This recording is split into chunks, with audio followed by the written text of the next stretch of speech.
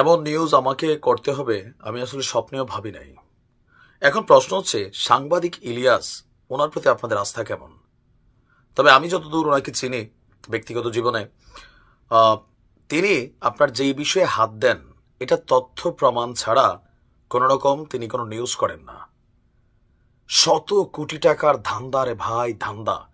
উপদেষ্টা আসিফ মাহমুদকে নিয়ে একটা স্টেটাস দিয়েছেন সাংবাদিক ইলিয়াস। আপনি অবাক হয়ে যাবেন, এই জুলাই বিপ্লব চেতনা করতে করতে যদি সাংবাদিক ইলিয়াসের এই অভিযোগ সত্য হয়ে থাকে, তাহলে শত শত কোটি টাকা ধান্দা বাণিজ্য করছে এই কথিত উপদেষ্টারা, যাদের মোটিভ আসলে দল গঠন করে লুটপাট আর ধান্দাবাজি করা। আমার কথা না, মানে কমেন্টের মধ্যে এমন হাজার হাজার মন্তব্যে ছেয়ে গেছে। গেল 6 ঘন্টা আগে সাংবাদিক ইলিয়াস একটা স্টেটাস দিয়েছেন।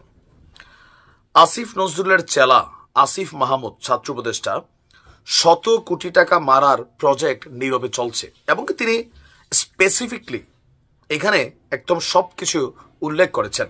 নিশ্চয় আসিফ মাহমুদ তার বিরুদ্ধে ওঠা এই অভিযোগ খণ্ডন করবেন। আর জাতি হিসাবে আপনারা কাকে বিশ্বাস করবেন যে আগামী দিনে আসলে এই দেশের রাষ্ট্র ক্ষমতায় কাদেরকে আমরা বসাতে যাচ্ছি অথবা কাদেরকে বসাবো, এখনো কিন্তু আমরা কনফিউশন। কে লিখেছেন তিনি? একটি বাসায় বসে ঢাকা উত্তরের 129টি ওয়ার্ড স্থানীয় প্রশাসকের ইন্টারভিউ নিচ্ছেন নাগরিক পার্টির যুগ্ম সদস্য সচিব আলাউদ্দিন মোহাম্মদ। মহাখালী ডিওএইচএস এর 31 নং রোডের 469 নং বাসার 3য় তলায় চলছে রমরমা এই বাণিজ্য।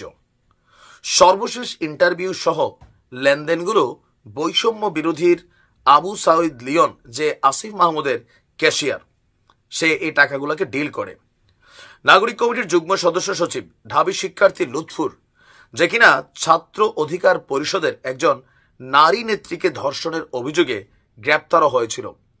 ধর্ষণের অভিযোগে অভিযুক্ত লুৎফুর এই ভাইবা নেওয়ার সময় নাগরিক কমিটির প্রতিনিধি হিসাবে সেখানে উপস্থিত ছিল। 15 মার্চ দুপুর 11টার পর থেকে আপনার এই ইন্টারভিউ শুরু হয়।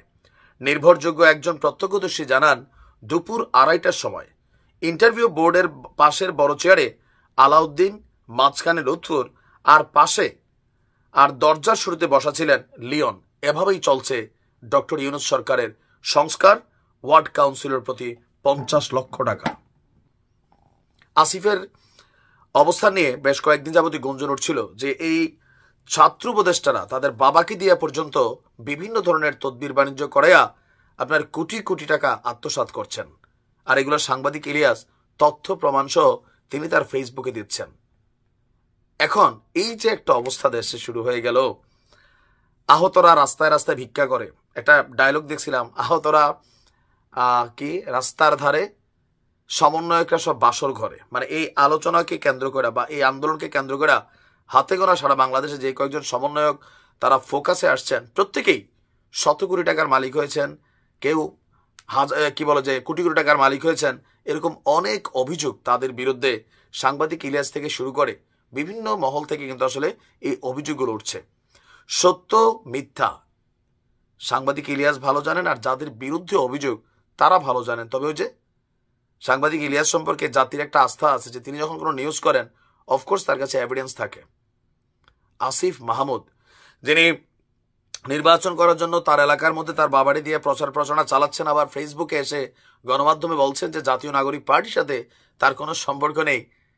আবার আমরা জানি যে তিনি এই দলটার মধ্যেই আগামী দিনে পদত্যাগ করে জয়েন করবেন।